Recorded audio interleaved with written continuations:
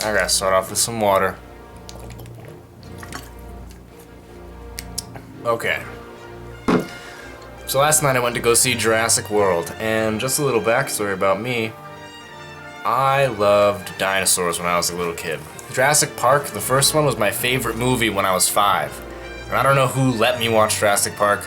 Well, it was my aunt and uncle. But anyway, it was my favorite movie. And I'm not gonna go into why, really. I don't think I have to, because that's a great movie.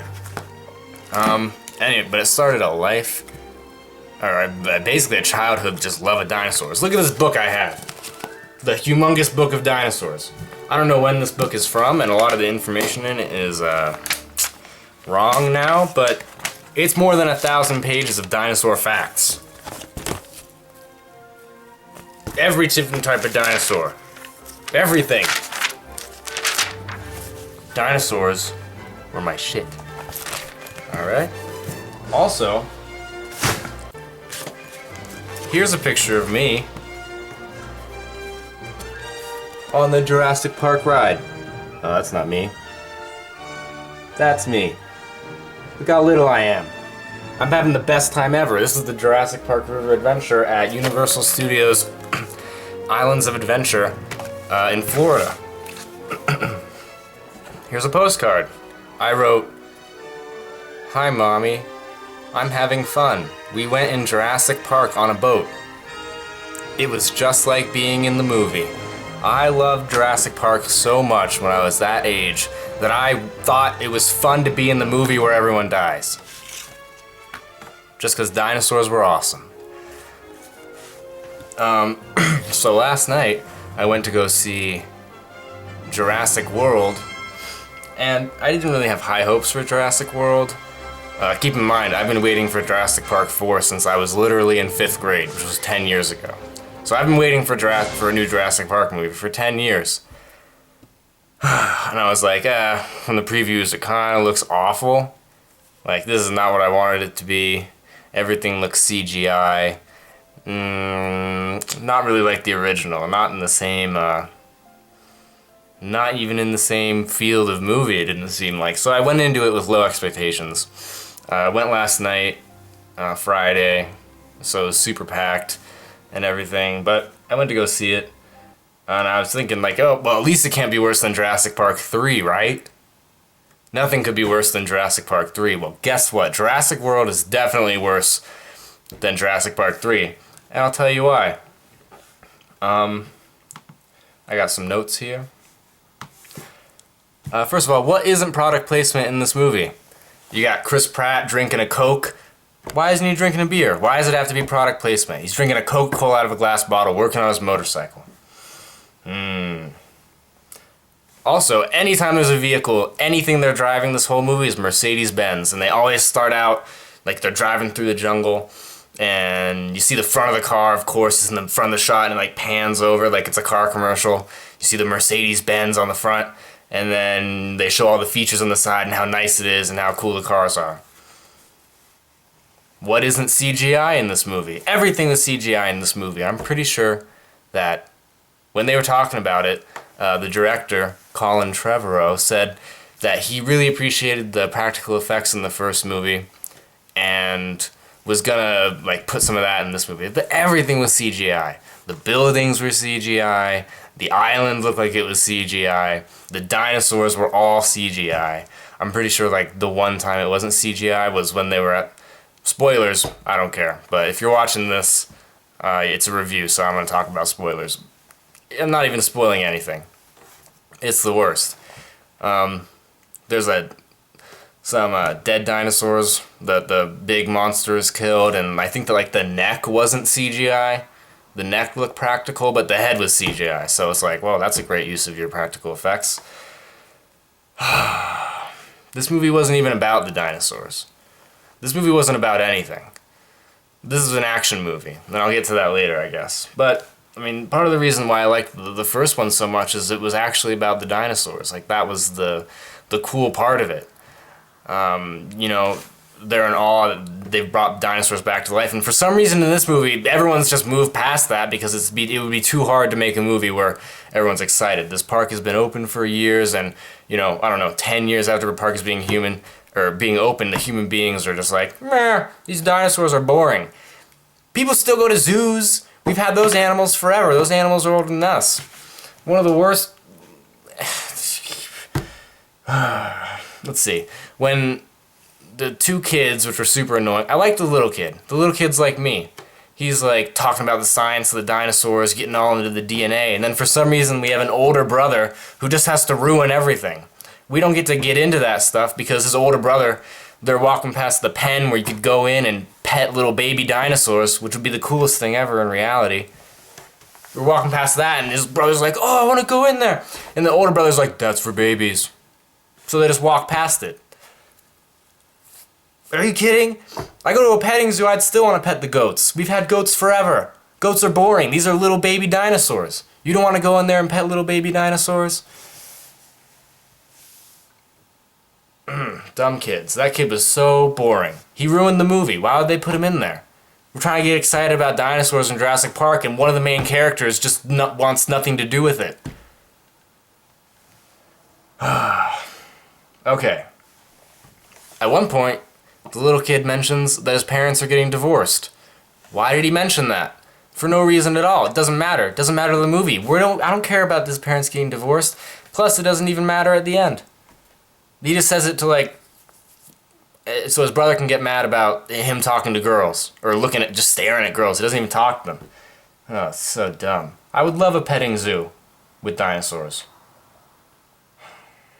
Like the first 30 minutes of this movie are just them walking around the park looking at all this cool technology the filmmakers decided to put in. Everything's holographic. They show more holographic dinosaurs than like real dinosaurs. The only dinosaur in the movie is this big giant one that's not even a real dinosaur. It's some sort of genetic thing which doesn't even make any sense. How did it hide its thermal output? Because it's mixed with a frog. That's all you need to know. How does it camouflage? Mixed with a cuttlefish. That's it. Just a way to make this dinosaur really hard to catch, so for 2 hours you can watch them try to catch it and not be able to catch it. There's no survival, there's no suspense. What made the first movie great, even the second movie, even the third movie, is that it was humans against dinosaurs, and you kind of could see how that would realistically work out. Like if you went back in time and were in an area that was populated by dinosaurs, how would you be able to survive that? That's not what this movie's about. This movie's about, we're going to create some monster that has all these ridiculous capabilities, is impossible to kill. I mean, also, why was that guy flying in the helicopter? If you've seen this movie, you know what I'm talking about. If you haven't, then you just need to see it, I guess, so that you can complain about it with me. Why was he, who was letting him, I know he's in charge, but he shouldn't be flying the helicopter. And he especially shouldn't be flying the helicopter when they're trying to go kill the dinosaur. There has to be another person who can fly a helicopter on that island. Why are they letting him do it? Be like, no sir, trust me, we're going to take this dinosaur out if I fly, not you. So instead, he's going to pilot the helicopter that has the minigun on it. Dude who has the minigun doesn't even hit the dinosaur, and then they crash and die. So what's the point of that whole scene?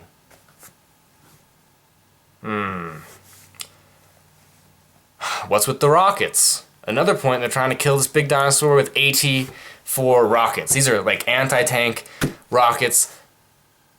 Giant dinosaur's right in front of him. Dude shoots and misses. The dinosaur just falls over, gets back up. No point to that. But later, when Chris Pratt's like standing off against the velociraptors, some dude in the background who can't even see manages to snipe a velociraptor, which is the size of a person, with a rocket. You can do that? You're shooting at a raptor that's right in front of a person with a rocket? And you manage to hit it, but you can't hit the big one? Also, why are they driving through the jungle? How can Chris Pratt drive his motorcycle through the jungle? There's zero visibility, it's nighttime, you can't even ride a motorcycle on rocks. If there's rocks on the street, you're gonna crash your motorcycle. Motorcycles aren't gonna be good in the jungle. He probably had some like off-road tires, but still, it's nighttime. There's sticks, there's vegetation. Good luck. So that didn't make any sense. Also, how did those kids fix the truck? When they find the old Jurassic Park 1 vehicles, he's just like, remember how he fixed that car with Dad? That one car that's nothing like this car? And plus, these vehicles have been out there for 20 years rusting in a jungle with humidity. And all they do is take out a battery from something that's crashed there. Why is that little four side-by-side thing even crashed there? Who put it there? Why is it there? And they just happen to get a battery from it, put it in the Jeep, and then they can drive away. And this kid who doesn't even know how to drive, failed his driving test, which he says, just drives into the jungle super fast. There's no road. You're gonna crash. And then they drive through a gate. He doesn't even stop to make sure the gate... That's very irresponsible. Never drive towards a gate. You're in a car, but metal gates that are designed to hold dinosaurs will probably stop your car, but not in this movie because it doesn't matter. Oh, those gyroscope things? Why are they even allowed to be in control of those gyroscope things? During the ball, the dinosaur gets out, they get a little alert. Please come back to the station. We need you to come back. But we're not going to override control and like reroute you back by yourself. No, it's just a little reminder, friendly reminder, you better get back here. And he's like, we're VIP, we can do whatever we want. And he just starts driving it away. Why are they allowed to drive those? It doesn't make any sense. That's the only way they could develop the plot, is if he's allowed to drive that, which doesn't make sense in the first place. And he drives around, finds a hole in a fence, and decides to... He's like, off-road, and just drives the thing off into the jungle. There's a bunch of watered-down jokes in this movie. I mean, some people laughed, but I didn't laugh, because I don't want the water... Like, why are you adding jokes? It's not a kid's movie. The first one, we see a dude get eaten off a toilet. It's violent. It's scary. The scene with the velociraptors in the kitchen, that's one of like the most suspenseful movie scenes of all time. But there's nothing like that in this movie. It's just action for no reason. They can't get the dinosaur for 2 hours. And then at the end, like, well, first of all, why Chris Pratt has trained these velociraptors to follow him. And then like, oh, nope, now they're not listening to me because the big dinosaurs mixed with velociraptors. So now automatically these other different species are just going to follow him and kill these dudes for me. But then later on when I meet back up with the velociraptors, even though their big friend is right there, they're going to listen to me because I'm Chris Pratt and that's the way this movie's going to go. It doesn't make sense. Also, obligatory T-Rex. The Indominus Rex, which is the name of the big monster, kills 3 velociraptors on his own. No problem. But you go get the T-Rex, which doesn't even know, and they follow it with the flare because it's a reference to the first movie. You know, T-Rexes follow flares, we know that because it's the first movie, so we're just going to put it in this one. And she, like, runs, and it manages to not eat her. Because there's no way a T-Rex could catch a woman in like high heels with the flare. Then T-Rex is getting all eaten by the big thing because it doesn't even have arms. How's a T-Rex gonna fight this genetically engineered monster that has arms, has a giant mouth? That T-Rex should have been dead. The T-Rex got killed by the Spinosaurus in Jurassic Park 3. There's no way it can go up against this killing machine. Oh, but then one Velociraptor comes back, and now it's the injured T-Rex versus with one Velociraptor helping out against this monster. And apparently that's going to work. And then the only reason that it dies in the first place is because they beat it back to the edge of the water where the giant fish monster can get it. So great. Everything we tried to do this whole movie meant nothing. All we had to do was lure it next to the giant fish monster.